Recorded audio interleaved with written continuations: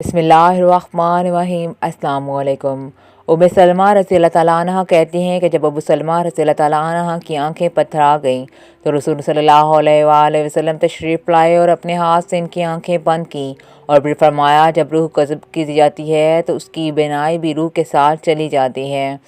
ابو سلمہ رضی اللہ تعالیٰ عنہ کے گھر والے یہ سن کر سمجھ گئے کہ ابو سلمہ رضی اللہ تعالیٰ عنہ کا انتقال ہو گیا ہے اور وہ رونے لگے۔ آپ صلی اللہ علیہ وآلہ وسلم نے فرمایا اپنے نفسوں پر بھلائی کے سوا کوئی دعا نہ کرو، اس لیے اس وقت جو کچھ تمہاری زبان سے نکلتا ہے فرشتے اس پر آمین کہتے ہیں۔ اس کے بعد آپ صلی اللہ علیہ وآلہ وسلم نے فرمایا اے اللہ ابو سلمہ رضی اللہ تعالیٰ عنہ کو بخش دے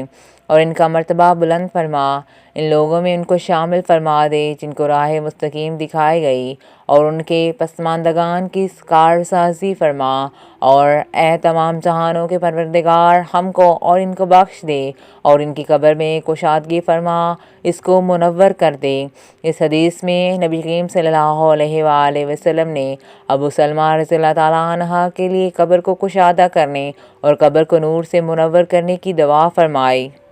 ثابت ہوا کہ مومن کی قبر کو اللہ تعالیٰ نور سے منور فرما دیتا ہے اور کافر کی قبر کو ظلمت سے بھر دی جاتی ہے اور اسے تنگ کر دیا جاتا ہے۔ مرنے کے بعد انسان کو سب سے پہلے قبر کے مراحل سے گزرنا پڑتا ہے، اسی لیے نبی کریم صلی اللہ علیہ وآلہ وسلم نے اس کے خوفناک، خطرناک اور سخت حالات سے امت کو آگاہ فرمایا۔ اسی لیے تو آپ صلی اللہ علیہ وآلہ وسلم نے فرمایا کہ اگر مجھے اس بات کا ڈر نہ ہوتا تم مردے ہی دفن کرنا چھوڑ دو گے تو میں اللہ تعالیٰ سے دعا کرتا اور وہ تمہیں بھی عذاب قبر سنا دے جس طرح میں سناتا ہوں۔ صحابہ اکرام رضی اللہ تعالیٰ عنہ بھی قبر کے تصور سے لرزا جاتے تھے۔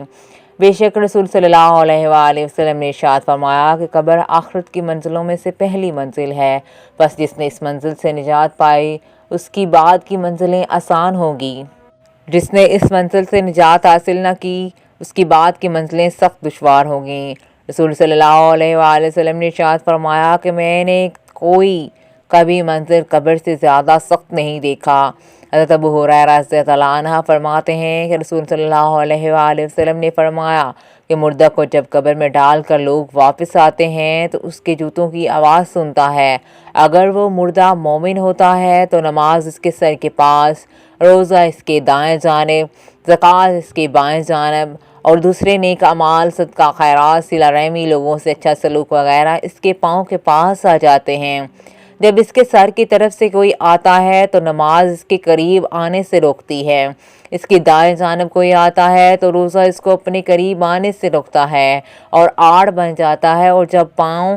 بائیں جانب سے کوئی آتا ہے تو زکوٰۃ راستہ روک لیتی ہے، اس کو قریب آنے سے روکتی ہے، اور جب اس مردے کے پاؤں کی طرف سے کوئی آتا ہے تو اس کے نیک اعمال یعنی صدقہ، خیرات، صلہ رحمی، لوگوں کے ساتھ اچھا سلوک وغیرہ آڑ بن کر آ جاتا ہے۔ پھر اس سے کہا جاتا ہے کہ بیٹھ جاؤ، چنانچہ وہ بیٹھ جاتا ہے اور اس کو سورج ایسے دکھائی دیتا ہے جیسے غروب ہونے کو ہے۔ پھر اس سے کہا جاتا ہے کہ تم اس شخص کے بارے میں جو تم میں معبوس تھا کیا کہتے ہو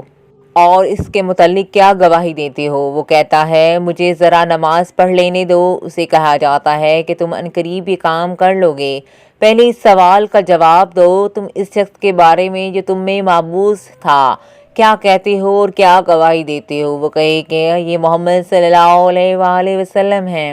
میں گواہی دیتا ہوں کہ وہ اللہ کے رسول ہیں اور اللہ تعالیٰ کے پاس سے دین لے کر آئے۔ اس سے کہا جائے گا اس بات سے پر تم زندہ ہو اور اسی پر تمہاری موت آئی، اور انشاءاللہ اسی عمر پر تم زندہ کر کے اٹھائے جاؤ گے۔ اس کے بعد اس کے لیے جنت کا دروازہ کھولا جاتا ہے جس کو دیکھ کر اس کی خوشی میں اضافہ ہو جاتا ہے، پھر اس کے سامنے دوزخ کا دروازہ کھولا جاتا ہے اور اس کو کہا جاتا ہے اگر تو نافرمانی کرتا تو دوزخ میں تیرا یہ ٹھکانہ اللہ تعالیٰ نے تیار کیا تھا۔ اس کو دیکھ کر اس کی خوشی اور شک میں اضافہ ہو جاتا ہے اور اس کے لیے قبر 70 ہاتھ کشادہ کر دی جاتی ہے اور منور کر دی جاتی ہے، اور دوبارہ اس کے جسم پہلی حالت میں لوٹا دیا جاتا ہے۔ اس کی روح کو عمدہ اور پاکیزہ خوشبو میں رکھ دیا جاتا ہے، یعنی ان پرندوں کے پیٹ میں جو جنت کے درختوں پر چرتے پھرتے ہیں۔ اس مبارک آیات کا مفہوم یہی ہے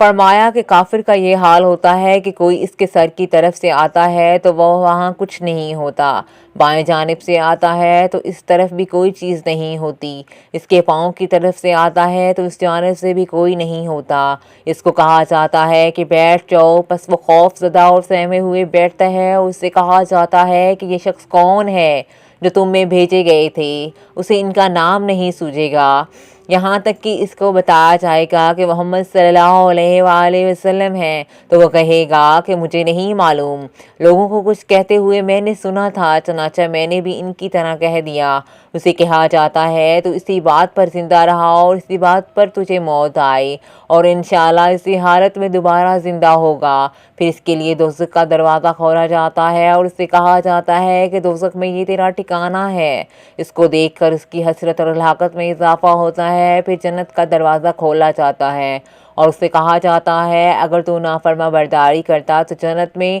ٹھکانہ ہوتا، اللہ تعالیٰ نے تیرے لیے یہ اختیار کیا تھا۔ اس کو دیکھ کر اس کی حسرت اور ہلاکت میں اور بڑھ جاتی ہے۔ پھر اس کی قبر تنگ کر دی جاتی ہے اور ادھر کی پسلیاں ادھر نکل جاتی ہیں۔ اللہ تعالیٰ فرماتا ہے جو شخص میری اس نصیحت سے اغراض کرے گا اس کے لیے تنگی کا جینا ہوگا۔